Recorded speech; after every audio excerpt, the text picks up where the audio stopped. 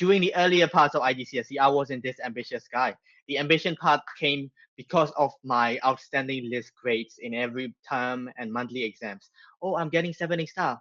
Oh, I'm getting 70 star, 70 star, 80 star. It's always been that level. So I was like, okay, I'm starting to handle iGCSE really well. Then my confidence become higher and higher. Maybe I could try getting one highest mark to make my teachers proud, right? To be proud of myself. Because of that ambition around the end, it really helped me work harder because I'm someone that's driven by competition. That's someone that's driven by my own ambitions. And because of that, I think I got those good grades, I guess. Yeah.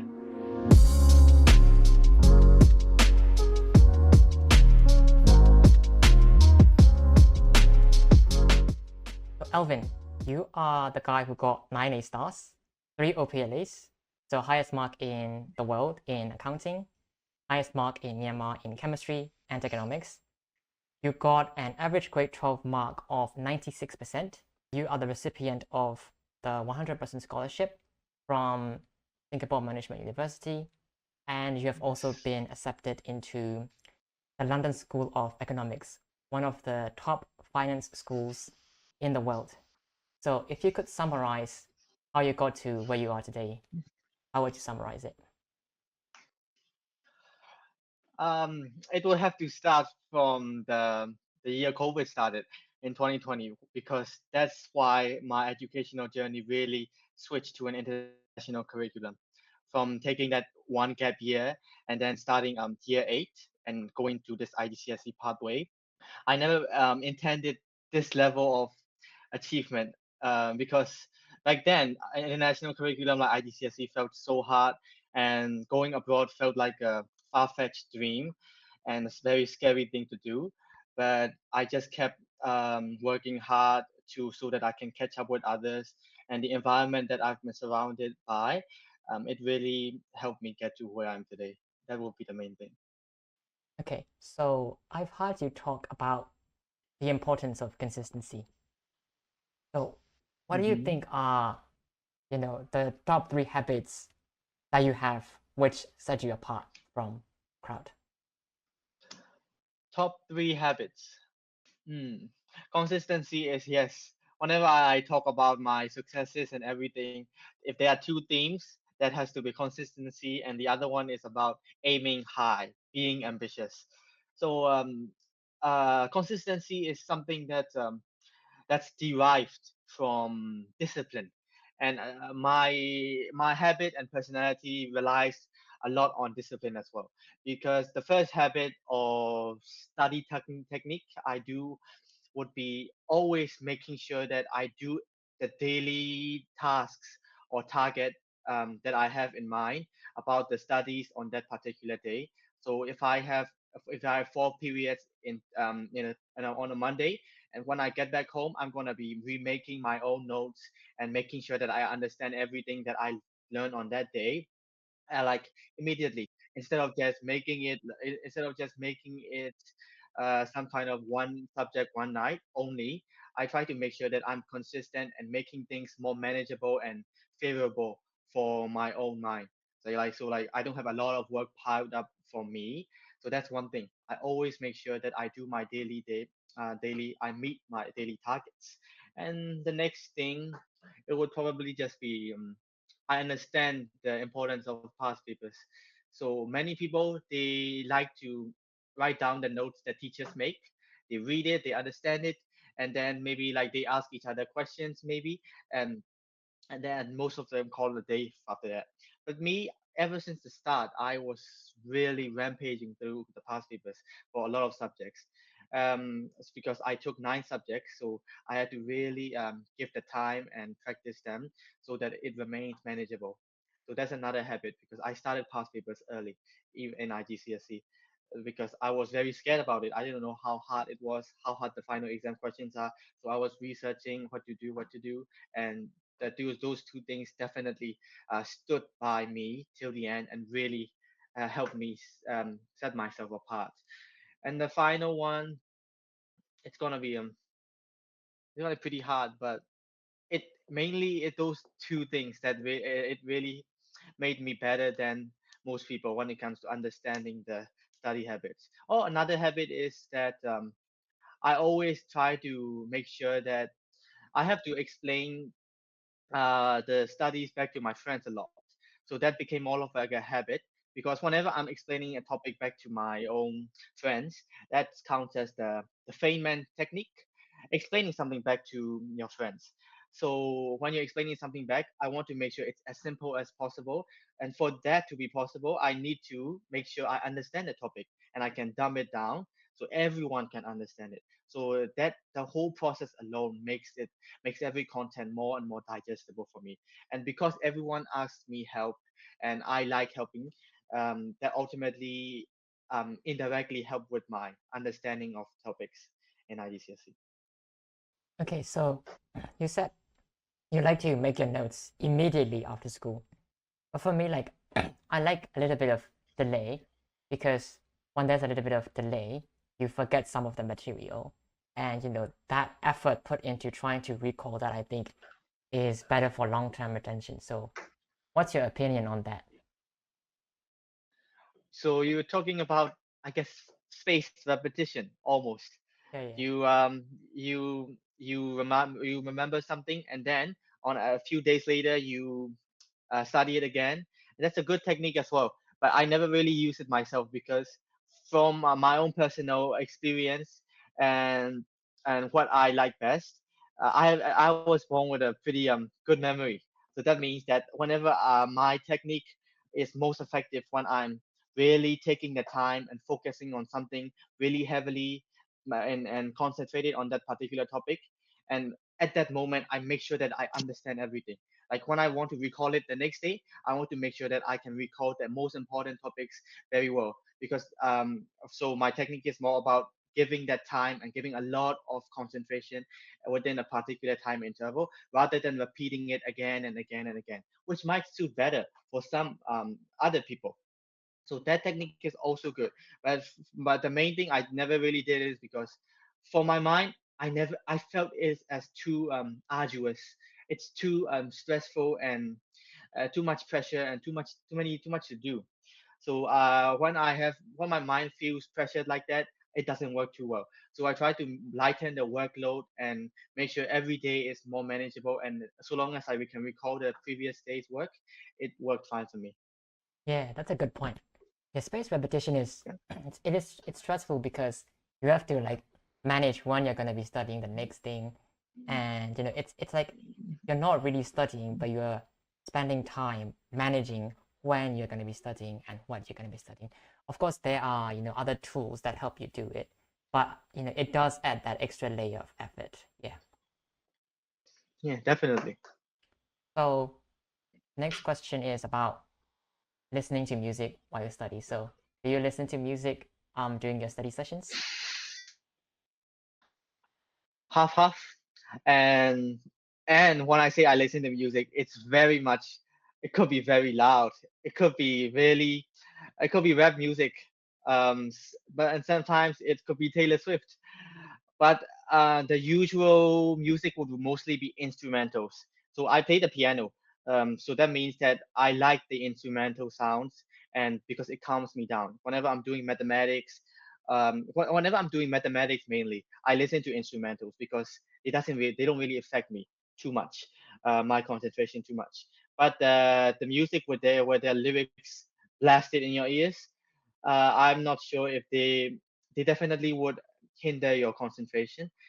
But overall, I guess I managed fine, especially in mathematics. Listening to music, especially instrumentals, they don't affect you too much if you're well catered to it. So you don't listen to music when you make your notes, when you're trying to do that intense concentration, trying to understand kind of periods. Yeah, for physics, counting business, when I'm making my notes, I definitely don't do it. Yeah, no music, just silence. You're Yeah, just silent. And that silence facilitates your brain's ability to make the connections to form the memories. Do you think of it that way? definitely. Yeah, because when there's music, aka language, going inside your brains, that means a part of the function is going to be focused on that. So you can really focus on what you're writing about are you even processing what you're writing on your keyboard? Because I make digital notes.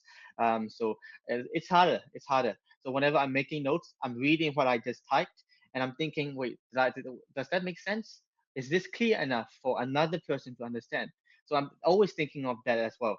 My aspect is not just about me understanding it. What about my friends? If they read my notes, which they do, they will ask later on. So I make sure that could everyone, as much as possible, can I make it as simple as possible for everyone to understand? So that's how I focus, and when that means I can really listen to music, or I'll be distracted. Okay. So yeah, you said, when you're making notes, you're thinking about the quality of your notes. Like how if other people will be able to understand it. And the thing that I want to point out here is making notes is about forcing your brain into thinking about the material. It's not really Yep. about what's on paper. It's about the process that goes into your brain whilst you are making those notes. Yeah, exactly. Yeah, and that's why I always encourage people to make their own notes instead of just the teachers give really great notes. Some teachers give notes that are so concise. Yes, especially my chemistry teacher. And but I always try to rephrase it and restructure it, or at the very least retype it. So I'm reading it back, and when I'm remaking my own notes, the main lesson and the outcome here is that the information, it goes inside your brain. When you're just writing down what the teacher says, that's not enough. You have to remake it and retype it like twice. Instead of just doing it again and again, do it like once, twice like that, and really process it. That really helps in the long term, especially in later studies like A levels, when the content is so much. You have to make sure you are making things, digesting things in the limited time interval that you have, and this method becomes more and more useful then. Yeah. So I want to drop a question that could be controversial, but do you think revision is overrated? Revision is overrated. Hmm. Well, depends. Near the finals, you gotta revise, right? If you don't revise, you're in trouble. But from my own experience, I didn't start any proper revision. My finals were in October, November 2023. So it was in late October. So I only started proper revision for all subjects in, let's say, 10 October, I think. I made a calendar around that part, like a study plan roughly, like which day, which subjects I'll study on which day, like that. And so it was, I guess you can say it's pretty late because that's when proper revision started. And when I say proper revision, I'm someone that has good discipline and concentration, at least back in those days. My prime in iGCSE was definitely inspiring for myself. So because of that, I always meet my targets on almost every single day. I want to finish how many papers in further pure maths, I'll do it. I want to revise this particular unit in physics, I'll do it. But when it comes to the normal school academic year, apart from pre-exam periods, I think revision really drains the life out of you, because IGCSE is not just for studies. You have to make friends. Without a social life, you cannot survive. And that's one thing I always scared about, because I take 9 subjects. They were while others were having fun in gap periods. I was studying almost all of the time. So that means that social life aspect, you missed out on it. If you're revising in school, if you're revising in nighttime when your friends are gaming or having a voice call, or when your friends are going on an outing at a mall or another place, and then you have to revise, your mind is always stuck in studies. That will inadvertently affect your outcome, because when you're revising without the happiness, or like without fulfillment of yourself, it doesn't really work. You can't really absorb it, especially when you see your friends having fun, and then all you have in front of you is a notebook. It's hard to manage, but it's important to balance it out. So when you're revising all the time, it won't work as well as you think if you don't give other time for other activities. Yeah.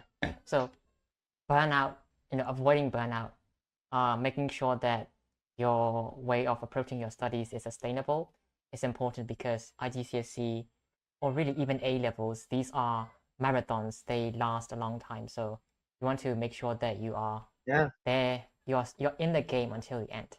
And in terms of definitely. revision, like you do have time constraints when it comes to revision.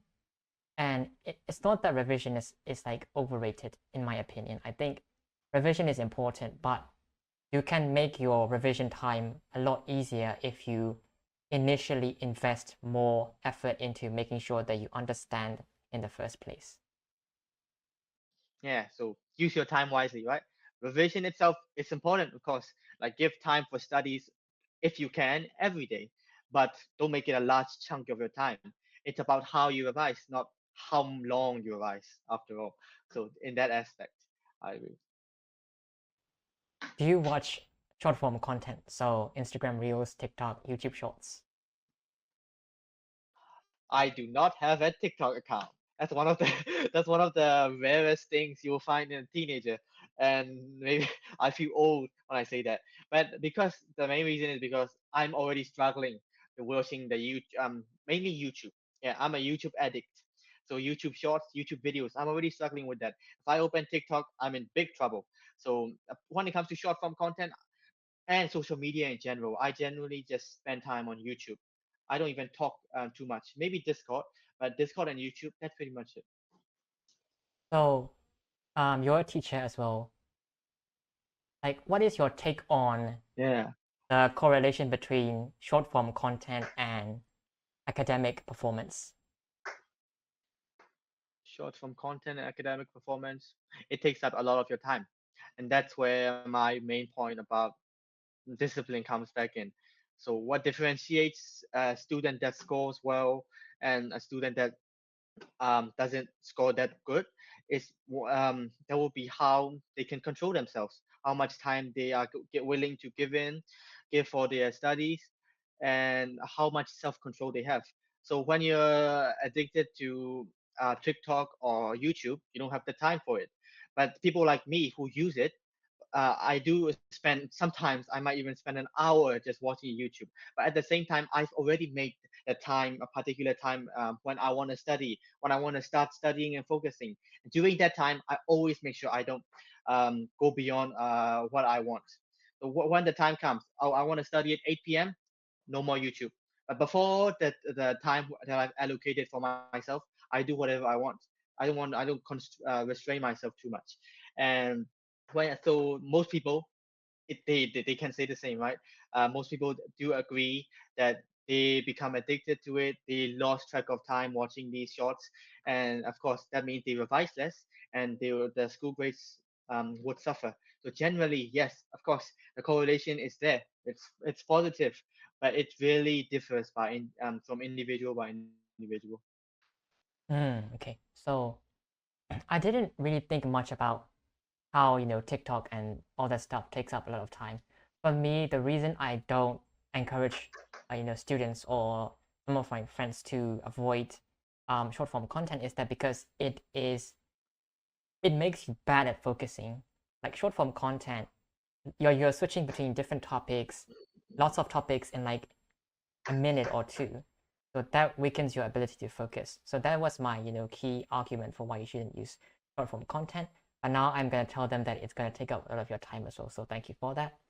Secondly, your Yes, point and about yeah, you another can thing continue. is that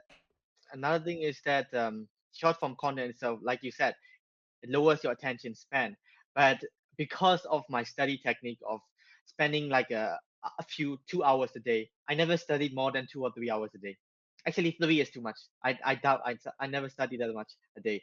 So like 2 hours a day, I was focusing, right. So that means even if my YouTube addiction meant that my attention span will be lowered, I complement it with my habit of focusing deeply during those 2 hours of studying. So that means that my attention span wasn't really impacted too much because I was constantly balancing it out, right? So in that sense, it really helped.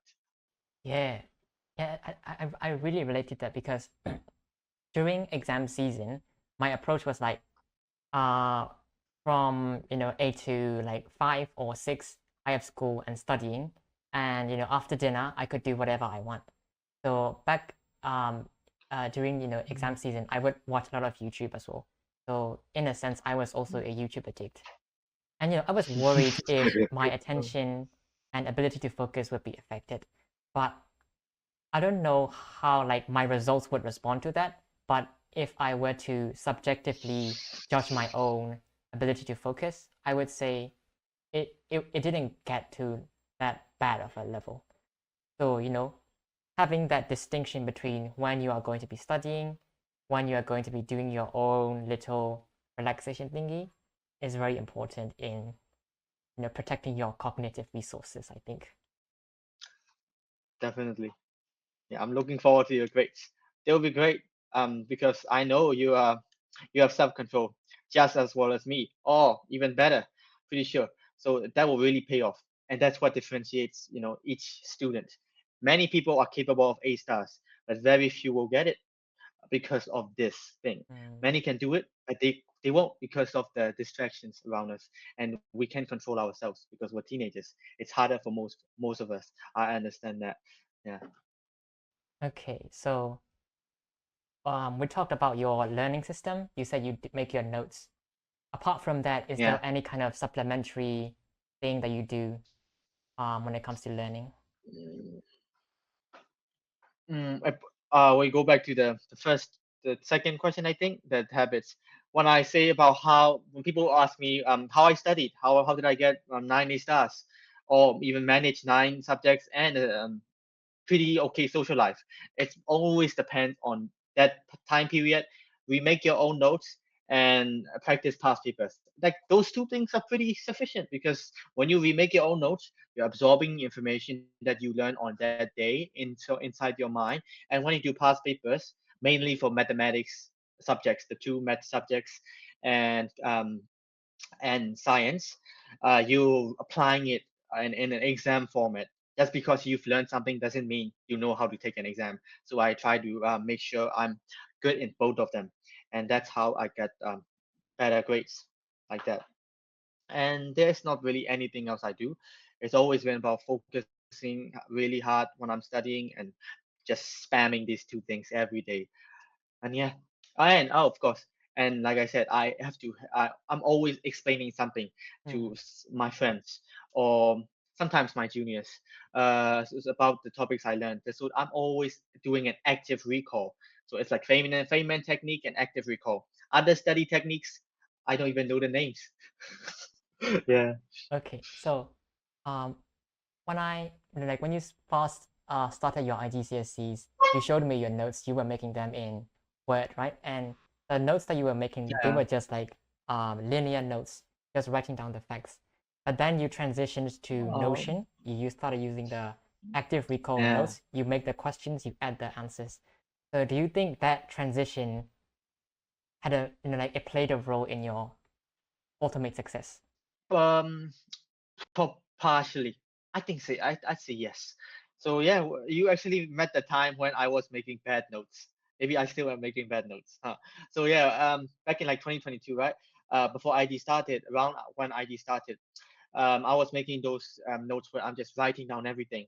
But later and later, I started wondering because you also started making your own notes back in those school, and I saw your style of doing that, those question and answer formats, it implemented active recall, and I was like, for some subjects, this could be useful, especially science, and that's why for some subjects, physics, chemistry, I that's why I changed my format of notes.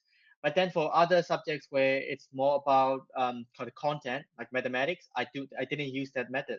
But for like question and answer formats, I did that for physics and chemistry. So whenever I want to revise, I like there will be a question right in Notion, and then I click the arrow and the answer would pop up.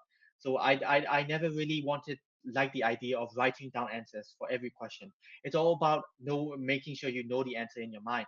So there's a question. I think I click the arrow and there's the answer. Is it right or wrong?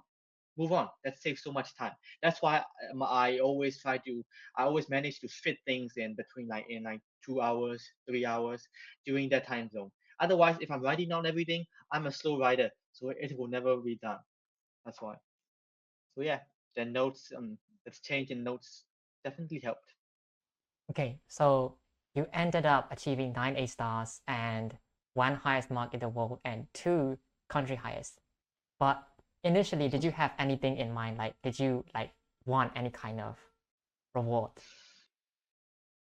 Um, 6 more highest marks would be nice. Like I said, I have two themes. I have two themes: consistency, which comes from discipline, and the other thing is aiming high. You have to aim really high. But at the same time, during the earlier parts of iGCSE, I wasn't this ambitious guy. The ambition part came because of my outstanding list grades in every term and monthly exams. Oh, I'm getting 70 star. Oh, I'm getting 70 star, 70 star, 80 star. It's always been that level. So I was like, okay, I'm starting to handle iGCSE really well. Then my confidence become higher and higher. Maybe I could try getting one highest mark to make my teachers proud, right? So to make a particular teacher proud, to show that I can manage IGCSE, to make my parents proud, of course, to be proud of myself. Hmm. So initially, the goals was simple. I want 9 A stars, and essentially, but particularly band nines mainly. But mainly, all I wanted was 9 A stars, and EFO was, as we all know, was hard. So even in EFO, I wanted a 9 A stars, and that's it. The OPLA stuff, the OPLAs went a priority then.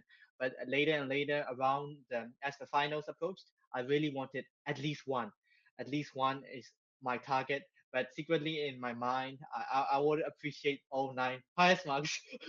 But because of that ambition around the end, it really helped me work harder because I'm someone that's driven by competition. That's someone that's driven by my own ambitions. They make me work harder. They make me think, how can I get those awards? Because if I'm aiming for 90 stars, my output, my workload, is just going to be around the 90 star threshold. I want 90 star, my workload will definitely be much lower. But I want so many highest mark awards that mine was fixated on that. It sounds toxic at first, but for my own personal self, it really drove me to achieve those awards. So when you aim high, you'll reach higher, right? If you're aiming higher, you don't really reach it exactly, but definitely you'll be reaching pretty close to that. So that was my mindset, and because of that, I think I got those I got this good grades, I guess. Yeah. Okay, so that's in terms of mindset. Let's talk about technical, Yeah. subject-specific stuff. Why, Sure. why do you think you got the three OPLEs that you got? The three teachers were pretty goated, huh?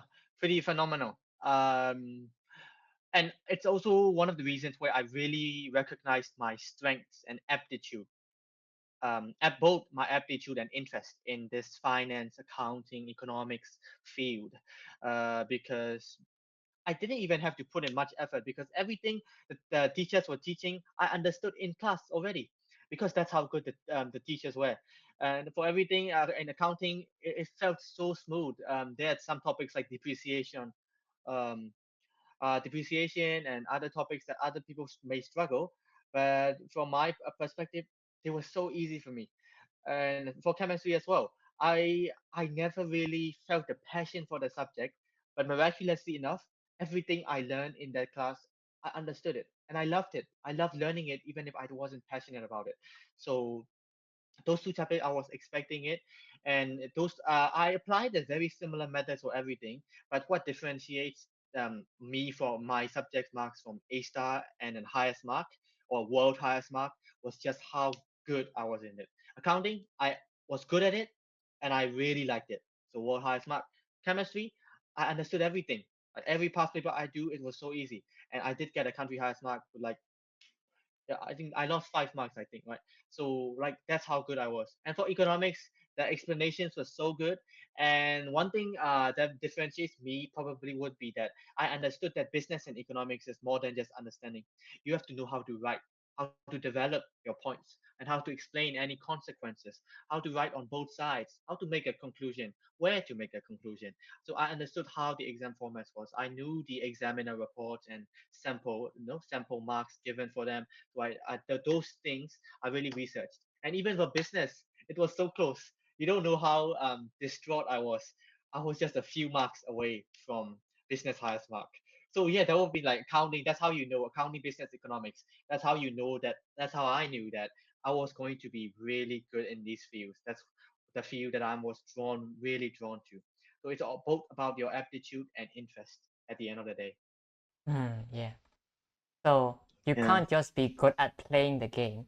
You also have to be good at abiding by the rules of the game to be able to Yeah, succeed. you're taking an exam, right? So many people, my friends, know just as much as I me. And chemistry, yeah, accounting, yes, definitely. But I was also not only studying, but also studying the exam formats. In accounting paper too, there's the thing with the labels. Many people say net profit, but they don't know that they will lose a mark for that because that's an old terminology. You have to say profit for the year. So like those things I already knew, but many people didn't. Like they only knew it after I told them. So that like that's the difference. I was understanding like how the examiners mark it. What's other what do people get it wrong like that. So that's the difference as well. Yeah. And second thing, even if you are very, very, very, very good at what you do, you can't predict the highest mark thing. Someone else could be better, and they could just come out and take the Yeah, mark it's why from like you. that why the results they was quite nerve wracking. I was researching every mark in chemistry and accounting. Those two subjects I really was good at it. A lot yeah, so that's why I really wanted them. That's why. So now let's talk about your OSSD journey. So Oh, you okay. have an average grade of 96%, which is no easy feat. So how did you master the OSSD diploma? Hmm. Slightly luck probably, and mainly because I think I've started to understand I'm quite flexible, or at least I managed to finish things on time. OSSE is pretty different from iGCSE, definitely. Like most people go iGCSE and then A levels, which are so exam heavy, exam based, final exams, and that's it, right? But OSSE is always about continuous assessment. That is primary element, and then and not even all subjects have a final exam. Some subjects they just have final projects. So it's always been about it's like work. It's like university, right? It's more about how being assessed and continuously and finishing your assignments on time. So it wasn't easy. I definitely struggled. I I definitely cried on some days because of the pressure. Sometimes you will find yourself um, pressed so hard by like 5, 6 assignments at once. So it was so stressful. And so the first semester, there were 2 semesters in OSSD for at least in the structure of my school. So in the first semester, it was quite a heavy feat. I was always deadline fighting almost for all subjects except mathematics because OSSE mathematics somehow felt so enjoyable, partially because of the teacher as well. So apart from that, all the business subjects were like 10 assignments. So I had to always do PowerPoints, Canva, and Word documents and citations as well. So the first semester is where I have to really learn how to make it proper citations or don't get it wrong because subjects like ENG for you, English will be really won't be so lenient with it. If you get it wrong, you're in big trouble. So I had to conquer the citations, and mainly it's always I had to do it independently because everyone was struggling, right? Because for everyone this assignment system was a new thing. So the first semester was the biggest challenge, and then by the second semester it was the same thing but one less subject. So for me it became much more manageable, and I had to watch up YouTube tutorials on Canva mainly because that's one important thing skill to know in OSSD. Another thing is about properly knowing how to make APA and MLA citations with a website. You still gotta check every now and then a little bit, and then the in-text citations. And those two things would be the main important things. And even I guess I just manage here and there. Yeah, and then it just happened, and you somehow got 96% across 7 subjects. Yeah, definitely. The math subjects I guess helped a bit. But then all my subjects were 96%. English was 95, accounting was 97. My aptitude keeps showing itself, I think. Everything else was 96. So my subjects were pretty even. Yeah. Mm, yeah. So you have to spread your effort to all 7 subjects. Yeah, but Oh, only the top 6 subjects count in university applications. They mm, only care for the top 6, mm, or and whatever they require, they include in the top 6 like that. Yeah, oh, okay. Yeah, I didn't know that. So thank you. And no problem. so like you said, from transitioning from iGCSE to OSSD, you're going from the linear assessments, which is you have an exam at the end of the entire course. You're transitioning from that to continuous assessment. So what kind of tips would you give, to new students starting their OSSD program? Be prepared mentally. Everyone is secretly going through it, in especially in the final projects. We business people feel it even harder because business is so easy. Because for us there were no final exams. We didn't even have to make notes. But man, there's so many assignments, so many PowerPoints. Science subjects were always like a 5, 6 assignments. Big ones, research papers, okay. Final exam, okay. But ours were like Canva presentations with like 100 pages. Our final projects were, and that is no easy feat because I suck at designing. I cannot design PowerPoint presentations uniquely and mixing it around for 100 pages, 80 pages. Usually, it's like every assignment was at least around 20 or 30 pages. So that was so much work and time wasted because you had to be hustling with the AI and then making humanizing it a little bit depends on the subject, right? And that's one thing you need to be technical. You need to be good with technology when it comes to presentations. PowerPoint isn't too good. Canva is necessary, and Canva is the best shot for it. And another thing is the final exams aren't as hard, especially if you're coming from an intensive IGCSE background and stuff. And if you took great IGCSE science subjects in IG and great OSSD science subjects, they're harder, but not in like a massive way like A levels.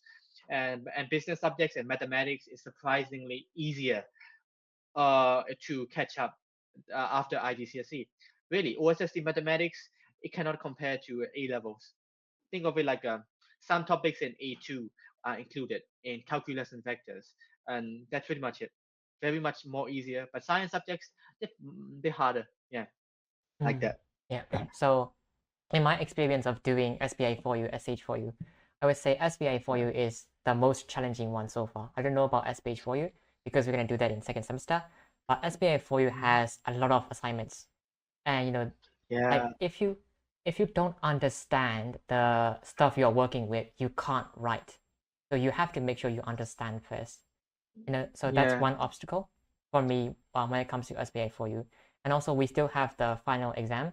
It's not like a writing exam, you just have to do MCQs. But like you still want to make sure you Oh, still have the foundational knowledge to be able to answer those MCQs. So it's not like you definitely. don't need memorization anymore, but it's like there is less emphasis on memorization and more on understanding and your ability to be able to express that understanding in those assignments. And it relies more on individuality because there's no such thing as OSSD past papers, right? So now my study technique has to drastically change. I have to be flexible. So because there is no standardized curriculums for OSSD, every school is different. Every school's textbook. In fact, one school, my school, changed their English curriculum and assignments completely in first and second semester, like ENG for you, like that. So it's very different. So you have to be really adaptable to everything and make notes for yourself if it's a science subject with a final exam like that. So you have to be more reliant on yourself and more independent and collaborate with your classmates rather than online sources, which is harder. So what do you think about that kind of learning style, assessment style? In terms of learning styles, teaching styles, I think it definitely prepares you for university much better than A levels. Even that's one good point OSST has been well known to have from its graduates because universities are all about assignments. Exams may come in when it's exam season, but mostly you'll be juggling with assignments all the time, and the lecturers they won't be helping you like our IGCSE teachers who reply to us personally, etc. In the university, you can send a Gmail and you'll be lucky to get a reply in maybe a week Like, so that means you have to be all reliant on yourself. You have to make your own notes, understand things yourself. The lecturers might be good or bad at teaching you. It's up to you to make up for it, give more time for that particular module, like that. And so in that sense, the learning style becomes much more, what should I say, far distant between the lecturer and the student, which is harsh, but it's a good preparation, I think, and good introduction to how it will be in university. So the teachers and the lecturers, they help, of course, they still help, but at the same time, but you can compare it to the iGCSE level, right? You have to be more independent now with your own assignments. They can help you with, oh, include this in this slide of this assignment presentation. No, they won't be helping that much.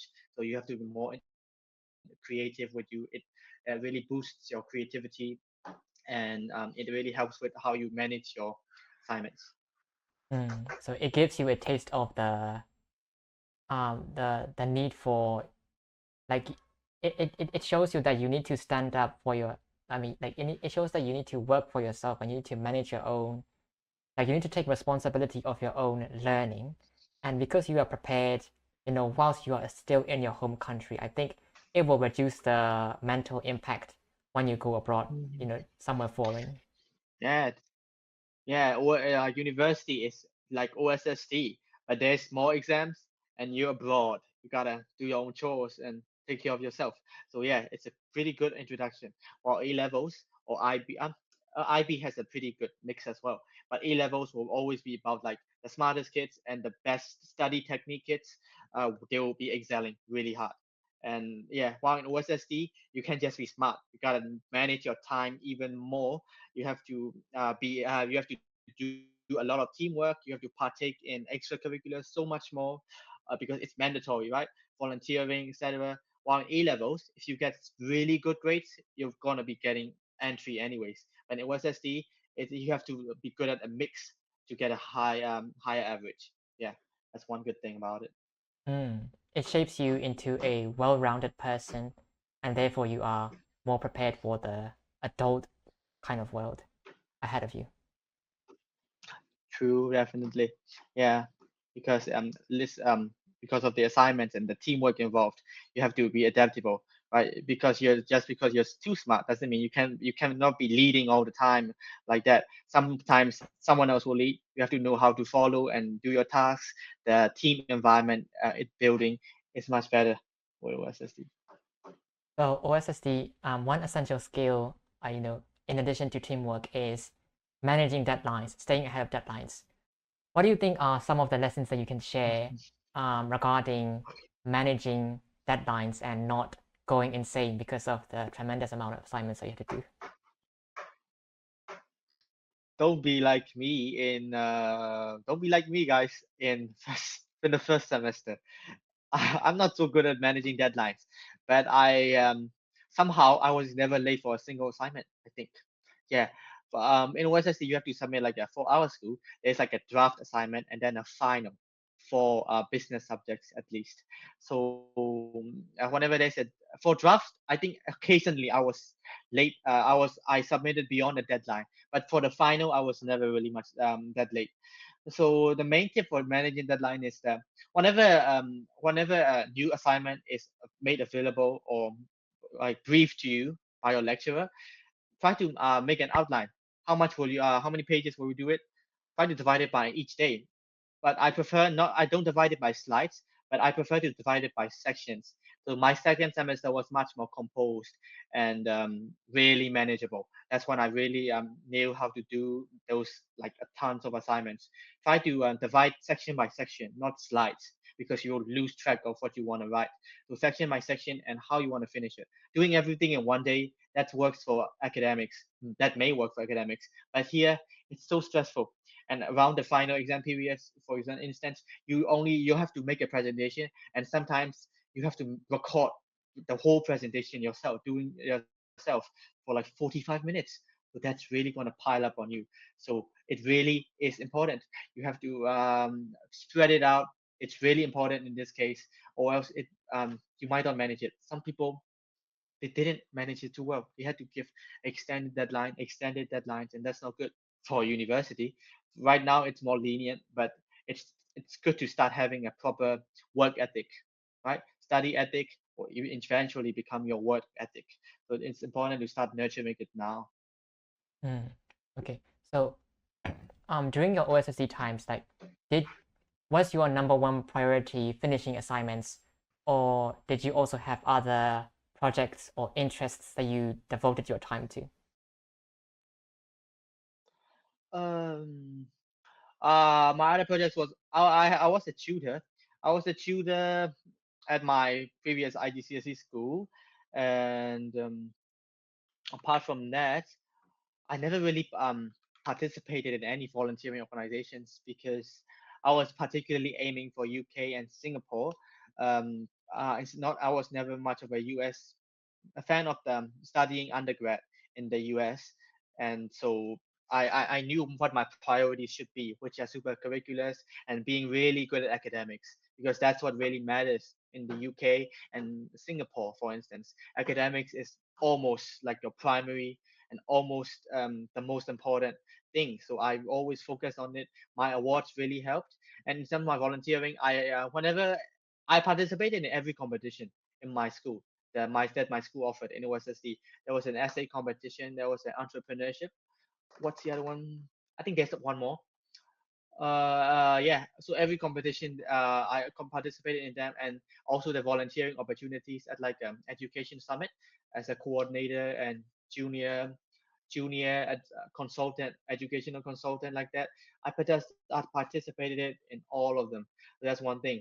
Whatever the school offers, I do participate in that. But externally speaking, I never had much. I was solely focused on tutoring, but not in a large volume. I always tutor like privately, and so can have like a private chemistry and teach well and make my own resources. I think we both know about that.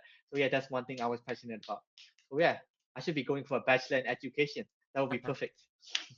Yeah. Okay, so drawing from your, experience as that junior education consultant thingy, what advice would you give for anyone preparing for university right now?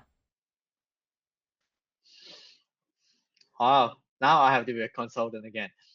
Um, I think now that the USA is closed, I think educational university pathways become so much more easier because the USA is right now closed.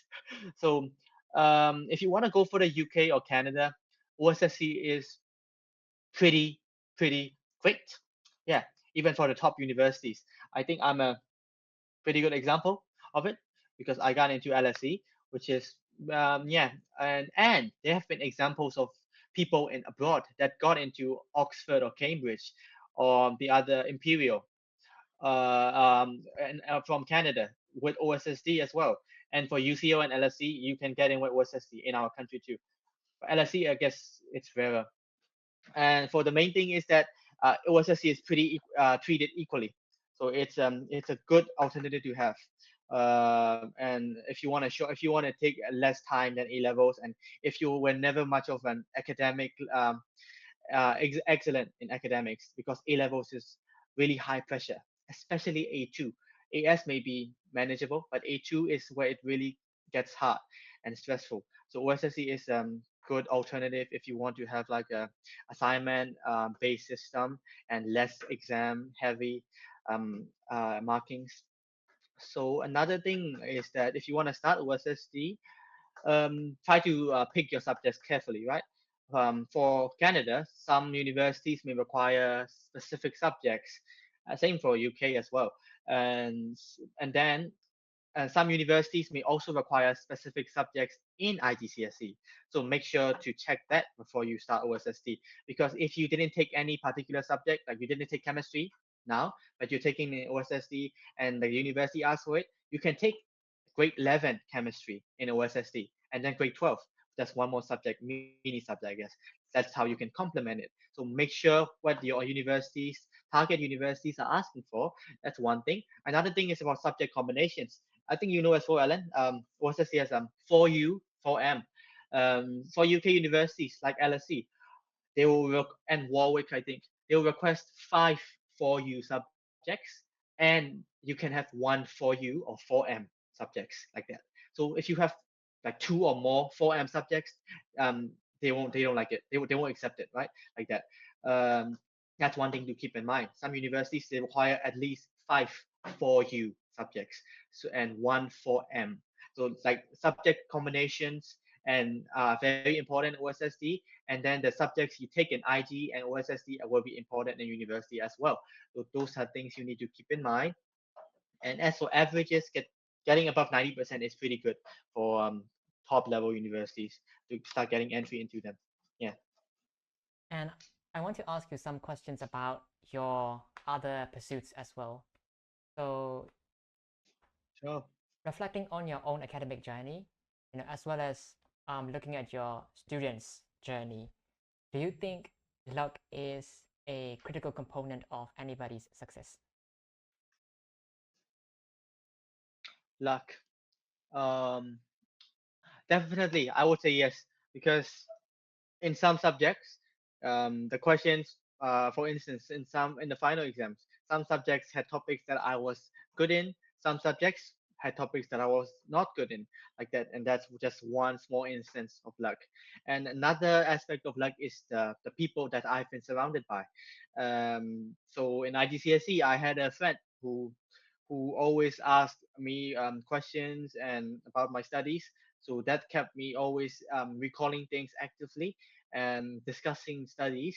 So that means that the people that I was surrounding myself with, not only there were people that I really had fun with, and then there were also people that I really engaged in fruitful academic conversations with. So that's one aspect of luck, the people you meet. And the next thing is about like the part that led me to where I am today.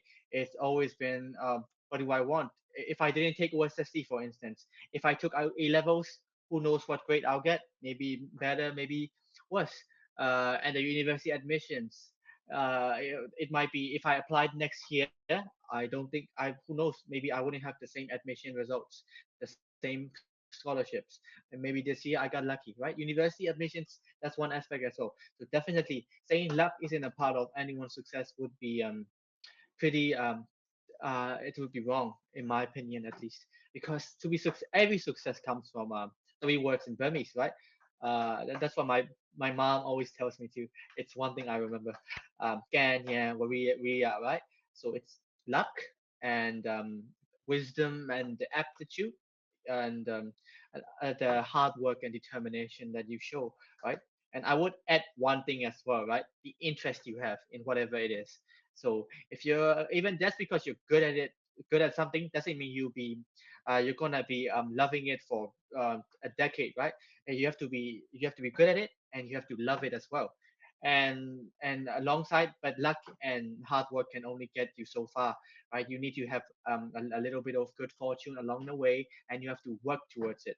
No one became super good in academics or super smart without the consistency and discipline that they maintain within themselves, and a little bit of sprinkle in terms of luck, and and not just that, right? They love those particular subjects. I love accounting. I am good at chemistry, right? Like that. So I think all of those factors are important, and luck is a part of it. Mm.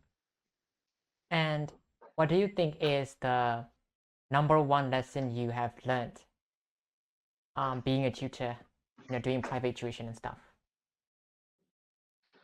Hmm. When it comes to myself, the one thing I learned is probably a lot more patience, and about mainly it's about I learned how to digest information, make things more digestible for others.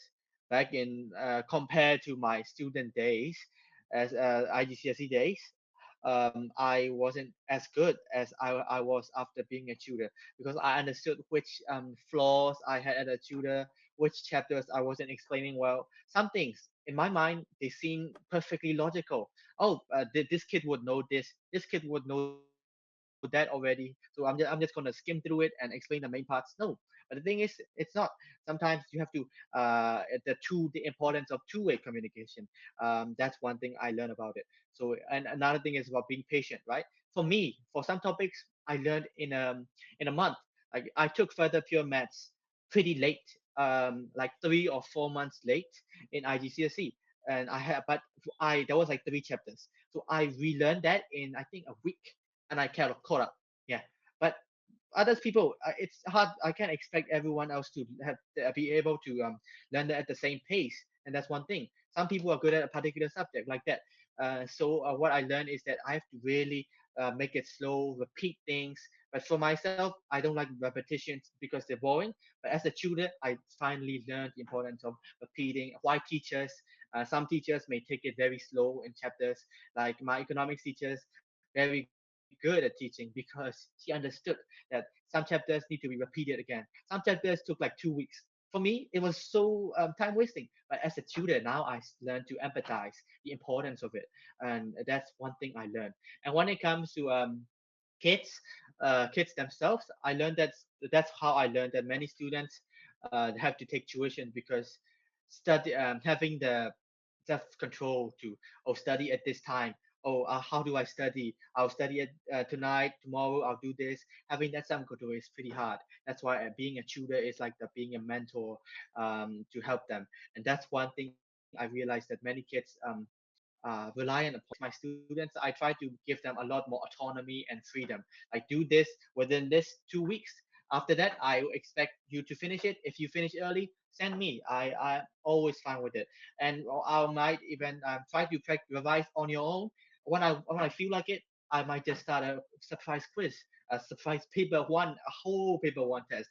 It might be like that. I'm giving them the freedom. I don't blame them for getting bad marks. It's fine. Just make sure you're concentrated and you rely on yourself as much as possible, not just on your tutors. Like having 7 subjects and 7 tutors will not get you far and make you struggle. Those people struggle in university. It's a fact. Yeah. So that's one thing I've learned and implemented as a tutor. Okay, so for the next question, I'm gonna have to give you a little bit of context. So last Okay. week, I was at school.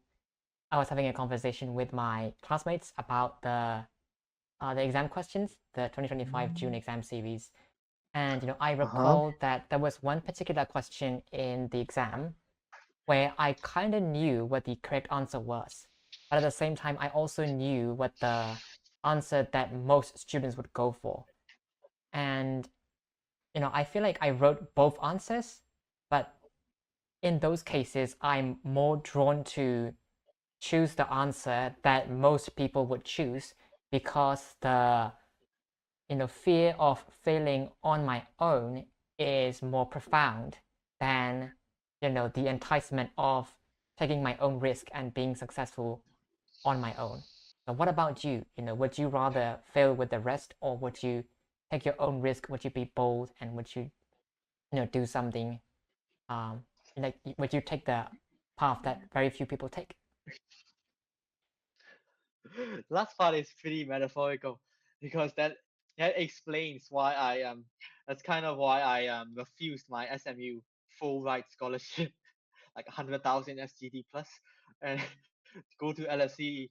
But anyways, back to the main point is I what back in my IG school days, I wasn't that confident of myself.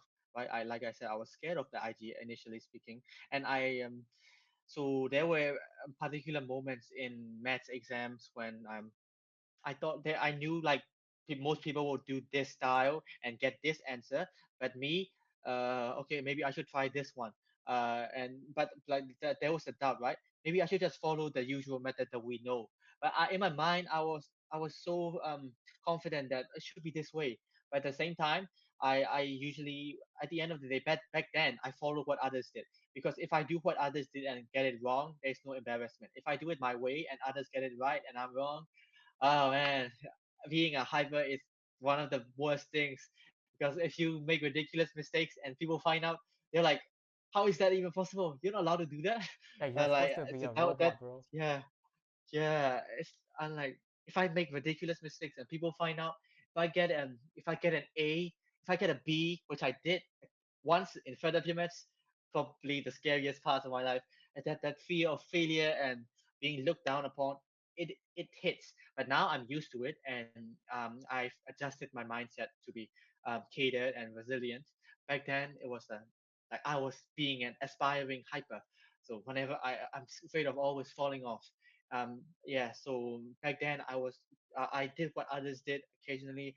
Sometimes I might just yeah, that was really like that. But in finals, I couldn't think of what others was writing.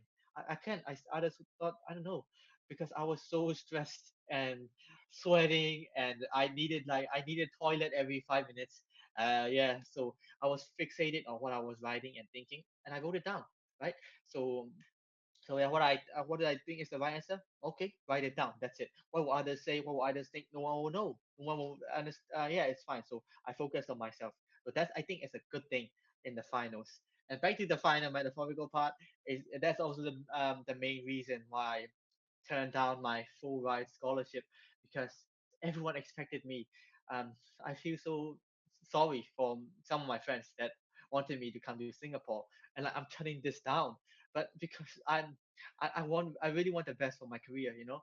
And of course, career doesn't university doesn't determine your career in STEM, but I did my own research in my own areas in finance, law, consulting. Consulting is like financial consulting. These areas are very more heavily reliant on networking and the university you go to. So depending on this field, university do play a big part. I'm back to being a university consultant. Uh, yeah, so that's why I really want the best for UK. Being in UK, being in London, it really opens your eyes because of the hardships I'll be facing, the independent lifestyle I'll be leading, the people I'll be meeting. While in Singapore, half of the country feels like my classmates and Yeah. juniors because I will never go out of my comfort zone, especially with a full ride scholarship. I'm going to be meeting so many people. It feels like a comfort zone. Everything feels much more comfortable in comparing to a whole Western world, which I've never been to. It's different. So the exposure I'm getting and the people I meet and the opportunities, that's what I want. And that's why I choose LSE with its ridiculous living costs in London and the tuition costs I'm paying. And like that's a very big step I'm taking out of my comfort zone, but I'm determined about it. And that's why I, I was, I regretted it that night. The day I got the scholarship, I refused it like 2 or 3 days later. Like I was, wow, what a decisive person. I wasn't always this decisive. So yeah, I guess that's why I'm choosing what other people wouldn't normally choose, I guess. Yeah, that's who I am now. Mm. You've been like you're putting yourself in the ring and you're going to force yourself to become a stronger um, person, which I yeah, I like would just very want to few be people would beat do up. that, you know. Wow, I just want to be beat up in the ring. And I'm looking forward to the challenges. I mean, these 3 years have been challenging. Exam style, assignment style, COVID, so many us Burmese people, we all face so many challenges. Even an earthquake, everything is a challenge. And yeah, I'm used to it. I'm willing to go through more to help us ultimately grow. So yeah, Yeah. that's your university lifestyle prediction is going to be hardship, lots of hardship. Yeah, of course. It's London. I don't, that city is a bit too big for my own tastes, and I'm like because I'm living in those near those central area in Zone One, near the Palace and the Big Ben, and it's all gonna be so crowded, and I have to find a part-time job, hustle, dazzle, find an internship, meet a lot of new people from many different countries. Nothing is off my comfort zone. I can't even think of a single thing. Like, and so yeah, and my room is gonna be connected with another roommate as well. I see that, so that means there'll be one person that I'll be heavily connected to. I have to learn to be flexible and acceptant of all cultures and beliefs. And that's what's gonna be a hardship. And that's why I think this part will be good overall for the character I'll become, and ultimately my career. Yeah. Yeah. So like I've known you for quite a long time now, but I've never seen this side of you, and I really respect you for putting yourself out there and forcing yourself to be a better version of yourself. That's very something Yeah. that very few people would do. Yeah. Yeah, and we how coincidental, right? We've known each other since 2021, late 2021. I think I Yeah. Yeah. remember from like mutual friends in gaming, and now I am. I think I'm a hyper, right? And you are going to become a hyper. I believe in that. So yeah, how coincidental, right? And much of what I've become is because of the admirations I had for seniors at my school and the grades that I've seen from my seniors. I want to live up to them. Just kidding. I want to surpass them, right? Of course, Oh, because of my ambitions. So because of the admirations I have for my seniors, that they made me become who I was and who I am now, and the risk-taking nature, I don't even know how that grew inside of me, but I think that's hard to grow. But once you've stuck with it, it really is a massive driving force, right? Overall. So yeah, I'm looking forward to your own grades, Alan, and your own yes. pathways. So 7 days away from, is it 7? Yeah, I think it's 7 days away from results day. Very excited. We'll see how it goes. But yeah, Alvin, thank you for coming on to this podcast. Like the insights you've given to me and to the listeners is it's invaluable, really. So thank you for coming over. And yeah, to all the listeners and viewers, that's all we have time for today. Thank you all for joining in for another Thank episode. you. And like and subscribe. I'll see you guys in the next episode. Bye Bye bye. bye.